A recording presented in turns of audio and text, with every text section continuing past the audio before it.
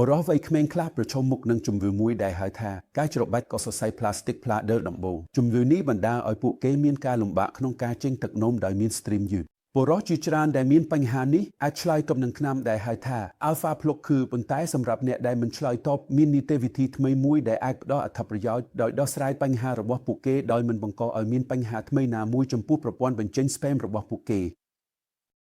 ឥឡូវនេះដោយដែលអ្នកឃើញនីតិវិធីវះកាត់សម្រាប់បុរសដែលមានបញ្ហានេះគេហៅថាការកាត់ផ្លាស្ទិកផ្លាដឺដំបូងហើយមាននីតិវិធីថ្មីមួយហៅថាការកាត់ផ្លាស្ទិកផ្លាដឺដំបូងដែលរក្សាបានប្រព័ន្ធបញ្ចេញស្ពែមដែលអាចធ្វើឡើងដើម្បីរក្សាបានប្រព័ន្ធបញ្ចេញស្ពែមខណៈពេលដែលបំបត្តិការច្របាច់